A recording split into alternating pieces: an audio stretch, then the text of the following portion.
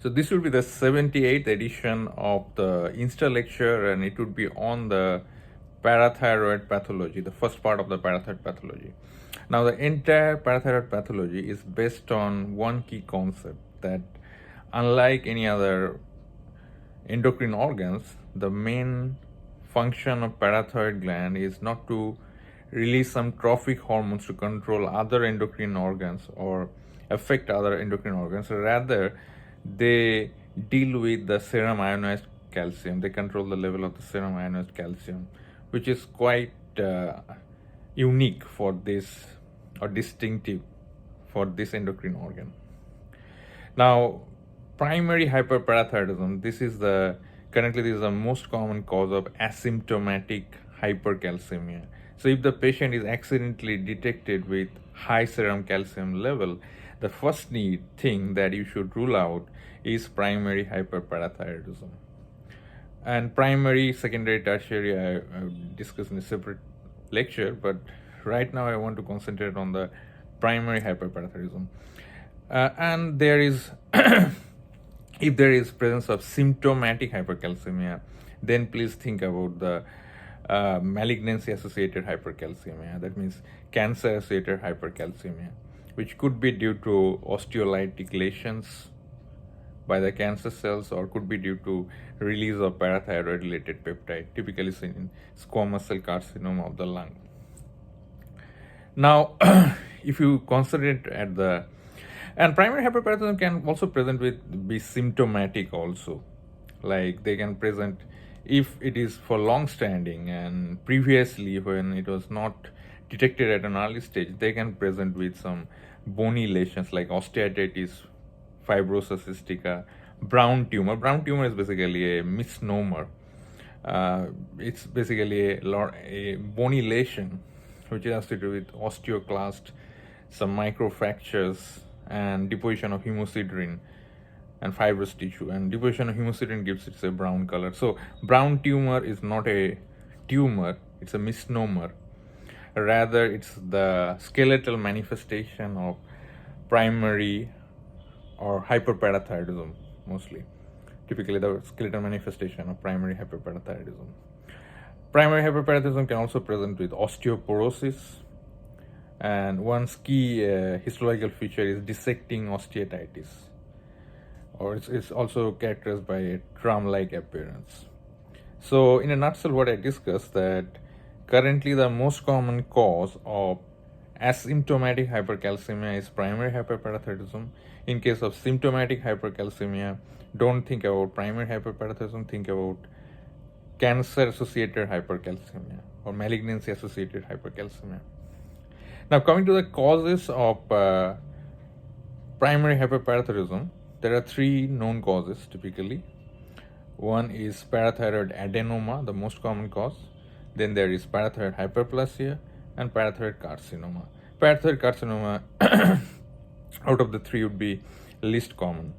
Majority of them are parathyroid adenoma. And the next key concept is that parathyroid adenomas are usually solitary.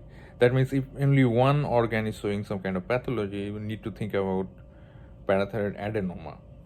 On the other side, the parathyroid hyperplasia is typically multiglandular process. That means they'd be involving all the four glands or more number of glands, not confined in one gland. This is a key concept. Parathyroid adenoma, when you also need to think about the parathyroid adenoma is definitely the most common cause, where we get a cheap cell. It's a lesion which is made with the cheap cell, parathyroid cheap cells, and this is the most common cause of primary hyperparathyroidism. They are solitary, as I mentioned, involving only one gland.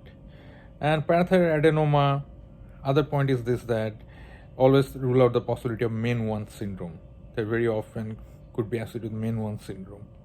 That is a possibility you need to rule out.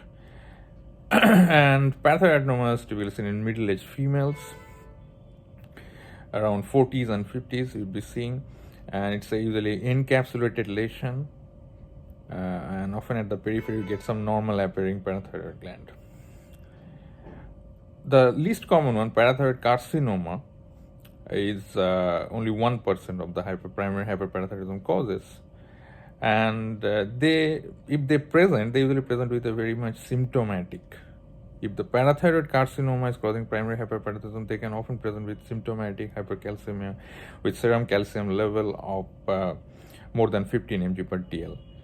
And sometimes if there is a very symptomatic hypercalcemia due to hyperparathyroidism, we use a term called parathyroid crisis. And parathyroid crisis is typically associated with CNS manifestation of hypercalcemia. This is a point you need to know. Now, as I mentioned, that primary hyperparathyroidism usually nowadays detected in an asymptomatic stage, but if it's a long-standing, you could detect with two key manifestations. One is bony skeletal manifestation, which I mentioned: osteoarthritis fibrosa cystica, osteoporosis, brown tumor, and they can also present with nephrolithiasis or the stone formation actually. And the other thing is that sometimes they can present with metastatic calcification. So these are the key points in a nutshell. I'm just revising the things. That primary hyperparathyroidism means spontaneous overproduction of the parathyroid hormone, usually due to adenomas or hyperplasia or carcinoma. Compared to that, secondary hyperparathyroidism usually occurs in the setting of the chronic renal failure, where chronic renal failure usually leads to a persistent hypocalcemia, and that persistent hypocalcemia stimulates secondarily the parathyroid gland to release more parathyroid hormone. So this hyperparathyroidism is occurring secondarily in the setting of persistent hypocalcemia in the chronic renal failure patient. That's why it is called secondary hyperparathyroidism. And another term is that it's called tertiary hyperparathyroidism. Tertiary hyperparathyroidism means that a patient is already having secondary hyperparathyroidism in the setting of chronic renal failure, and that persistent hypocalcemia, which is present in chronic renal failure, that is stimulating the parathyroid gland to release more amount of parathyroid hormone. But if it goes on for a long period of time, then this parathyroid hormone overproduction may become independent of the hypocalcemia in the setting of chronic renal failure. They can spontaneously produce more amount of parathyroid hormone irrespective of the serum calcium level status. This is a state which is occurring, a primary hyperparathyroidism like state in the background of secondary hyperparathyroidism. We call it tertiary hyperparathyroidism. So secondary and tertiary hyperparathyroidism usually are seen in the backdrop of chronic renal failure, long-standing compromise in the renal function with presence of persistent hypocalcemia. So that's all the key concepts in the nutshell. Thank you very much.